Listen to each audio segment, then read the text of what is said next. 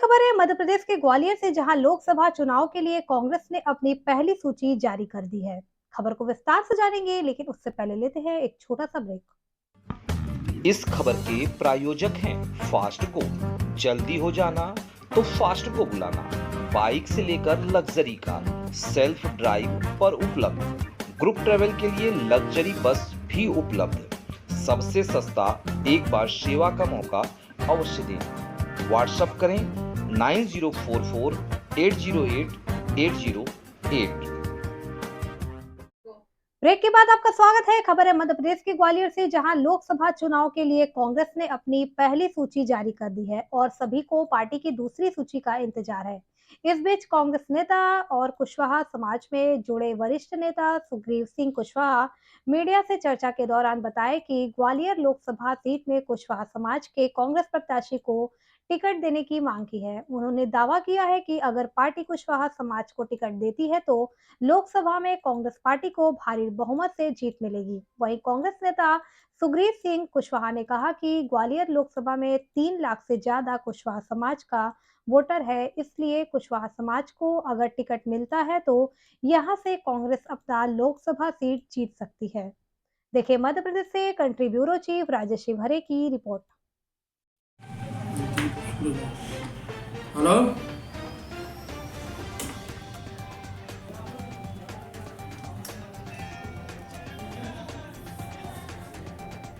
हाँ हाँ जी, हाँ हाँ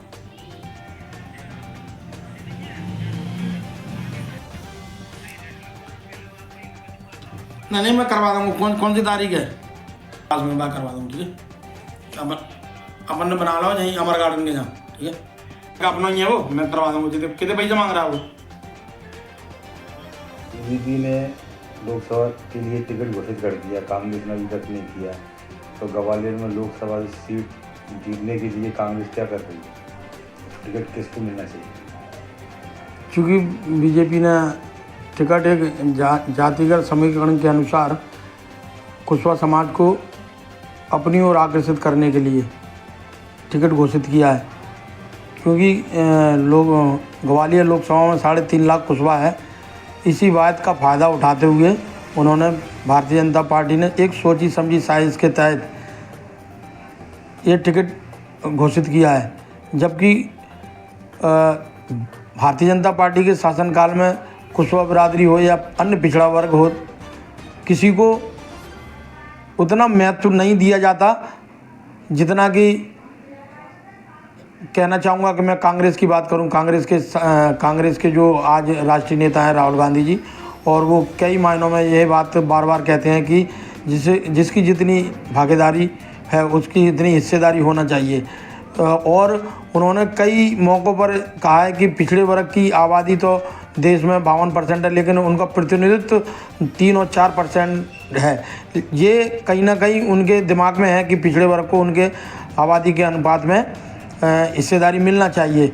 तो इस राहुल गांधी जी की अगर बात पर गौर किया जाए तो इस लोकसभा में कुशवाहा बिरादरी का टिकट होना उनके जो वक्तव्य है उसके अनुसार बनता है।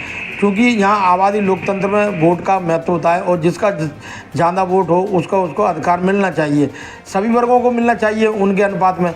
लेकिन जहाँ तक लोकसभा की बात है तो ग्वालियर में कुशवाहा समाज का 3.5 लाख वोट है, जिसमें अभी पौरी विधानसभा और करेरा विधानसभा को भी इस ग्वालियर लोकसभा में जोड़ा जाता है। 8 विधानसभाओं में यहाँ अभी 50,000 वोट से जब कैलाश कुशवाहा को आजमाया गया तो पौरी से 50,000 वोट से वो जीते हैं।